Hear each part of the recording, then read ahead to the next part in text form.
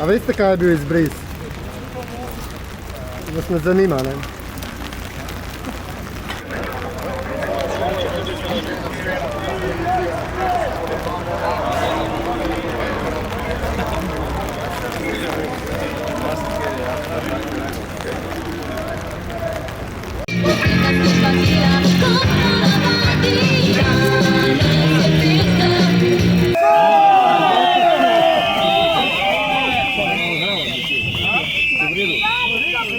Včeraj so v Moskvi več 100 protivojnih protestnikov aretirali, zato ker so se izražali proti vojni na ulici.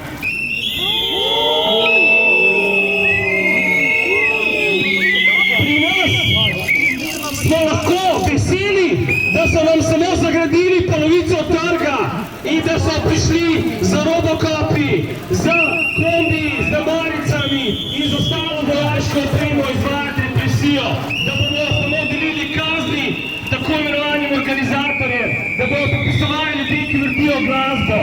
Minevajo 30 letja preizkušenj, med katerimi nas je vse prehitro zapustilo mnogo družinskih članov, prijateljev in tovarišic, ki so svoja življenja in svoje zdravje zastavili za to, da bi izbrisani ne bili pozabljeni kot okostnjaki v omari slovenske zgodbe oziroma, bolje rečeno, pravljice o uspehu. Moja mati je v odgovor na povabilo na obeležitev 30. obletnice izbrisa pri predsedniku Pahorju napisala: Spoštovani, zahvaljujem se vam za vabilo na obeležitev 30. obletnice izbrisa, ki bo v petek 25. februarja. Sporočam vam, da se vabilo ne moremo odzvati, saj ne želim podoživeti agonije vsega storjenega nasilja.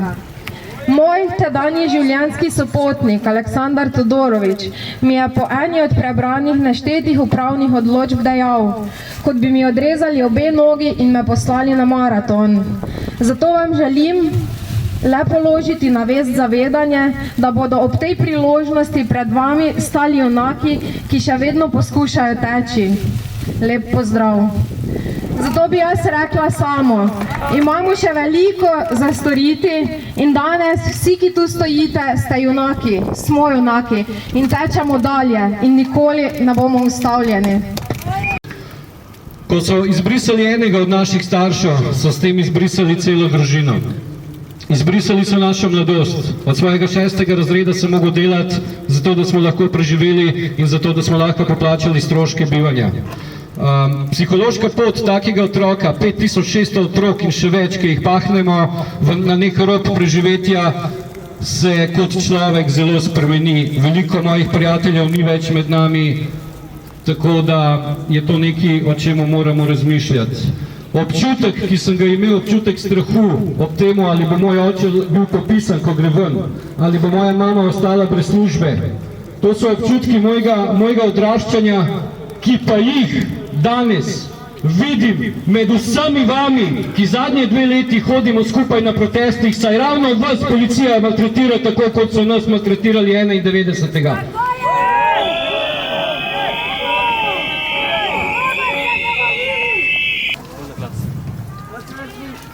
Vojna je, tako kot je bila še bliže nas leta 92.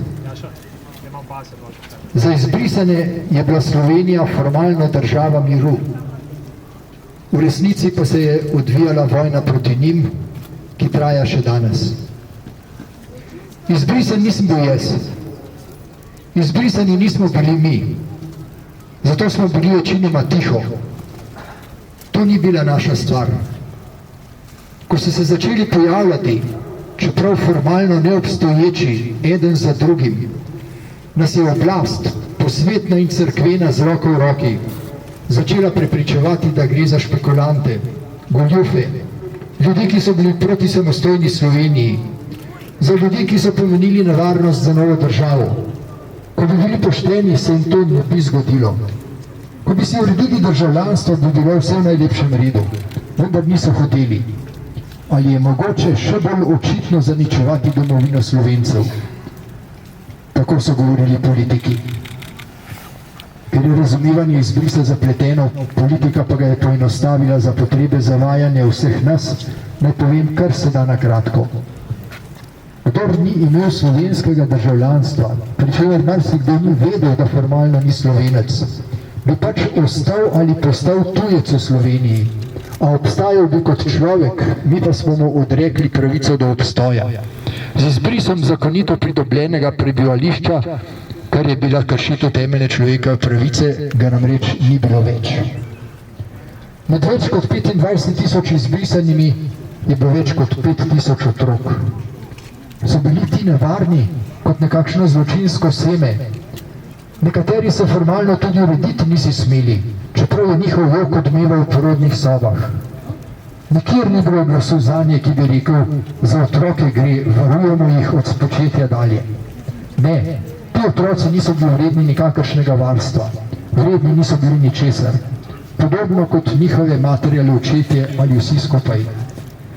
A kdor z zaničljivim nasmehom uničuje otroke, je sposoben česarkoli. Kako enotni smo lahko v slabem, se je pokazalo takrat, ko se je z redkimi izjemami vsa politika združila v uničevanju ljudi. Naš poslanec jih je čakal s puškom in mitraljezom. Pa pravzaprav ni bilo potrebno. To so zanj naredili drugi, ki so pobili marsikoga, ki je v tistih časih, ko je Balkan gorel v vojni, šel tja ali pa smo ga izgnali po zapovedane dokumente, s katerimi bi pri nas šele lahko postal človeško bitje. In puško mitraljez tudi za 5.000 otrok. Domnevno levi, kar bi moralo v današnjih časih pomeniti posebej občutljivi za človekove pravice, so v vlogi ministrov in premijejev naredili vse, da se ne bi na pošten način popravile krivice, celo ko jih je nedvomno ugotovilo Ustavno sodišče in za njim še Evropsko sodišče za človekove pravice. Povejmo naravnost, prav noben premier od leta 1992 dalje ni naredil ničesar dobrega za izbrisane. Nažalost, tudi nihče od predsednikov države ni zastavil svojega ugleda in besede zanje tako, kot bi bilo potrebno. Thomas Hammarberg, toš Evropski komisar za človekove pravice, je za izbrisane dejal, da so bili največji mirnodobni zločin v povojni Evropi. Tako ima Slovenija svojo različico Srebrenice, pri čemer mi nismo ubijali, ampak smo jih puščali umirati, saj nam je bilo vseeno, če preživijo. No, raje ne. Zato ne preseneča, da se je doma in v tujini izoblikovalo poimenovanje tega dejanja kot administrativni genocid. Še vedno zebe v dušo in telo. Za novo oblast se gnetejo priskledniki vseh vrst, tudi taki, ki so imeli temno vlogo v tem poglavju Slovenije. Ponekod zakriti v plašč civilnih gibanj se pretvarjajo z masko borbe za človekove pravice. Zato mora biti pri presoji primernosti kandidatov za kakršenkoli položaj preizkusni kamen, lakmusov papir, bodi si njihov odnos do izbrisanih v preteklosti, bodi si njihov predlog, kako popraviti, kar se sploh še da. Da poskusim pomesti pred svojim pragom in se dotaknem še sosedov. Pravna fakulteta bi morala po razkritju tega zločina vsak dan, profesorji in študenti, demonstrirati pred parlamentom vse do sprejema ustrezne zakonodaje. Enako vse družboslovne in humanistične, če naj bi bile vredne svojega imena. To bi bil pritisk kritične mase, ki ga politika ne bi mogla prezreti, a vendar se ni nič zgodilo. Pravzaprav le to, da je pravna fakulteta prispevala politike nevredne tovrstnega poslanstva. Zato morda ne preseneča, da se med zaničevalci izbrisanih znajdejo tudi nekateri bivši in sedanji ustavni sodniki. Vesel